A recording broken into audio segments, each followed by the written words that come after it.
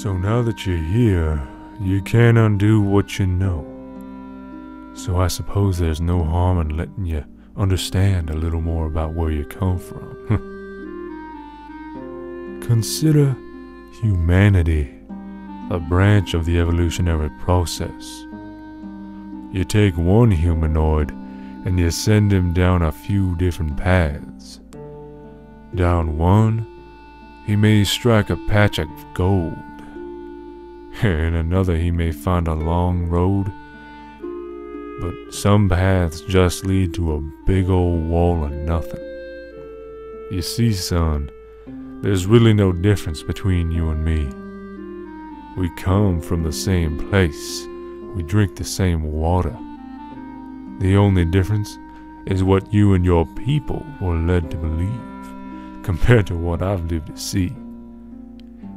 You believe we're here to achieve, build, procreate.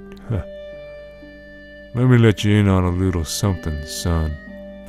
You're not here to show the world how smart you are, or repopulate what you've lost. You're here to see.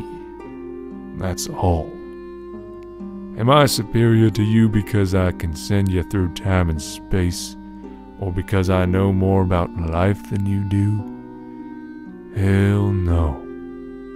I started off just like you, son. Remember I told you how hard it was in the beginning to survive? Well, it looks like that circle is almost coming around the other side.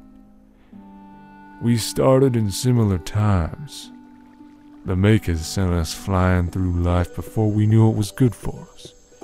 In fact, one of the first establishments we built ain't more than a few dozen yards from your location. Why don't you check it out? See what I mean?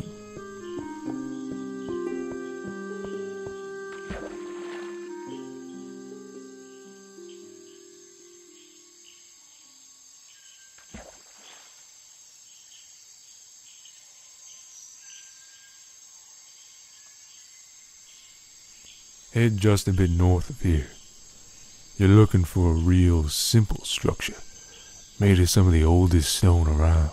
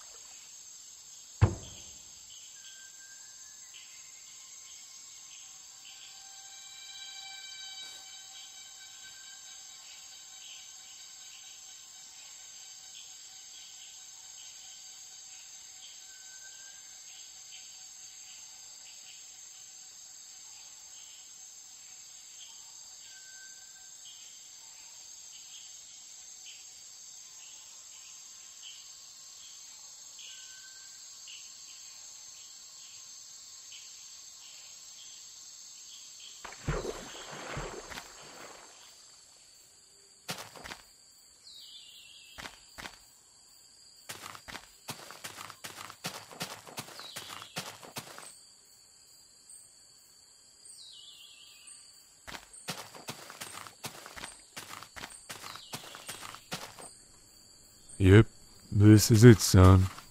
Real homey, ain't it?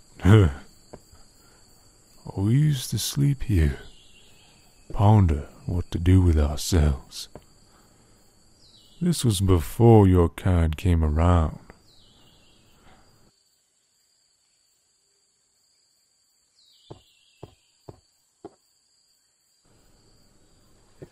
Oh yeah, down there's where we used to do our research.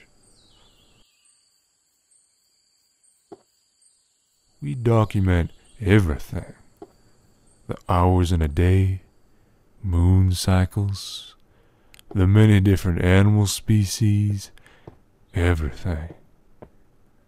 Always spoke of the possibilities. To think we used to live our lives under the impression that time was how quickly the earth revolves around the sun. We were breaking the barriers to all understanding. What we could accomplish. Eventually science led to all the answers. What we envisioned as being incomprehensible is now done instantaneously by microchips with just a few keystrokes. Oh yeah, hold on, I don't remember that being there. Well, I'll be. That's a page out of old Sten's diary. I thought he took that thing with... It's another cold winter morn, and I've already begun to question whether or not we were meant to survive in this unforgiving place. I pray before the monolith, pleading to the makers that show us guidance in this lonely world. I say lonely, but I know for certain within my feeble mind that we are not alone. Yesterday I ventured to a desolate plain in the east. I found a dark, corroded entrance there that dare not grant any wanderer the slightest glimpse of hospitality. There was a faint shrouded aura about it, through which I seemed to experience both the beginning and the end simultaneously. A realm not bound by time. Yet an ever so sinister presence enveloped my every thought, pounding my curiosity and daring my confidence, transforming my perceived understanding of the world into endless apprehension, accompanied by a downpour of fear and denial. Our combined sanity couldn't hold a candle to the depths of the world in the presence of such an unrelenting force. With every synapse in my brain demanding I turn to flee, I could not bear to turn my gaze. Judgment turned to stone and my senses cast into an eternal paralysis. It took me in. Whispers of past, present, and future pervade my conscience. Just when I didn't care whether I lived or died, when I lost all sight of the world, Sage found me.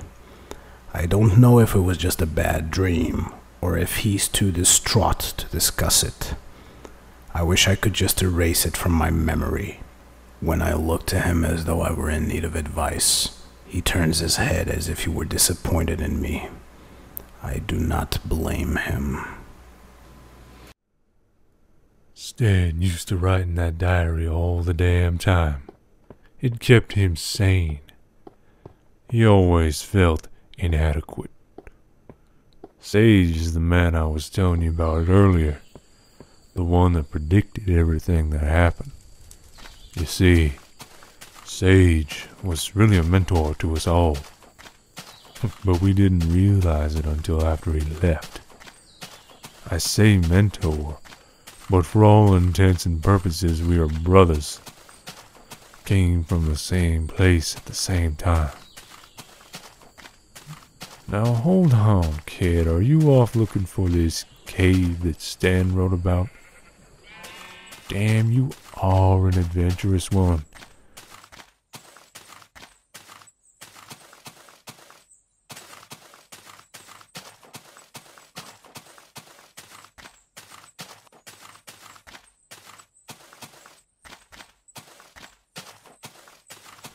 Hold on now, son, I don't know anything about this. It's all very peculiar to me. I thought Sten burned that diary a long time ago. He's not the kind of man that would have had pages missing out of his book to be found by strangers. Unless he was leaving clues. By the way, this ain't a good idea. You should turn back. Assuming you can help with things, I don't want you running off in search of old spooky tales on your first day in the place. We gotta turn you into a leader. What would Sage have done right now if he had decided the world was worth saving?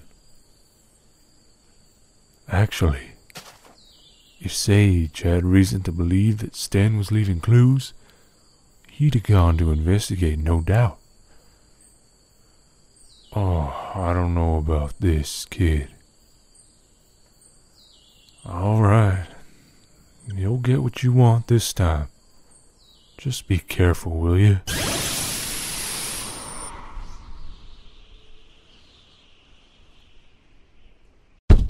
We're losing daylight.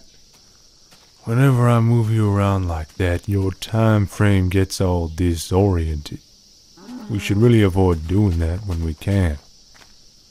You should be real close to the cave Sten was talking about in his diary. Just behind you a bit. I had never been there, but this has to be the place. Take a look around.